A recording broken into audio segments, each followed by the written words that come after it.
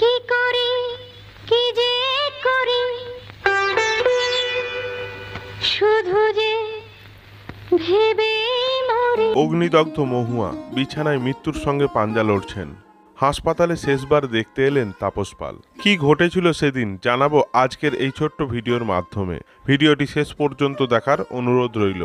বেহালার ফ্ল্যাটে অগ্নিদগ্ধ অভিনেত্রী মহুয়া রায়চৌধুরী হাসপাতালে মৃত্যুর সঙ্গে পাঞ্জা লড়ছেন। সালটা ছিল 1985 জুলাই মাস। সংবাদপত্রের প্রথম পাতার শিরোনামই ছিল মহুয়াকে নিয়ে। অভিনেত্রী মহুয়া রায়চৌধুরীর এই খবর পেয়ে আকাশ ভেঙে পড়েছিল টলিপাড়ায়। তার অনুরাগীরা তো হতবাক। এমন সোনার প্রতিমার মতো নায়িকার সঙ্গে একই ঘটল। চোখে জল মহুয়ার বন্ধু বান্ধবের। এত কিছুর মাঝেও মহুয়াকে নিয়ে টলিপাড়ায় কানাঘুষো শুরু হয়েছিল। মহুয়ার অগ্নিদগ্ধ হওয়াটি ঘটনা না দুর্ঘটনা, নাকি আত্মহত্যা, নাকি খুন করা হয়েছে তাকে।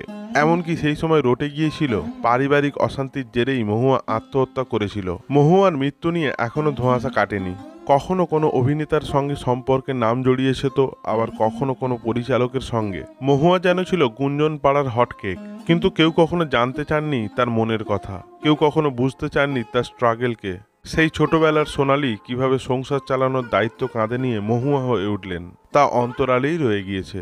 মহুয়ার জীবন নিয়ে লেখা নানা বই থেকে জানা যায় তার ছিল প্রচুর জেদ। একবার যেটা ঠিক করে নিতেন সেটাই করতেন। জানা যায় হাসপাতালের বিছানায় শুয়ে মৃত্যুর সঙ্গে লড়তে লড়তেও সেই জেদ দেখেছেন তার কাছের মানুষেরা।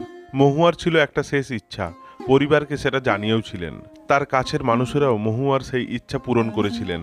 কিন্তু মহুয়ার সেই শেষ ইচ্ছার কারণেই তাপস পালের প্রিয় নায়িকাকে শেষবারের মতো দেখা হয়নি। সেই সময়ের এক বিনোদনমূলক ম্যাগাজিনে প্রকাশিত প্রতিবেদন অনুযায়ী মহুয়া চেয়েছিলেন তার অগ্নিদগ্ধ চেহারা যেন কেউ না দেখতে পায়।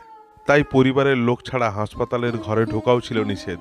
সেই সময় মহুয়া ও তাপস পালের একের পর এক ছবি সুপারহিট। স্টুডিও পাড়ায় মানুষেরা মনে করতেন মহুয়া তাপস জুটি টলিউডে রেকর্ড সৃষ্টি করবে। কিন্তু মহুয়ার এমন পরিণতিতে তাল কাটল।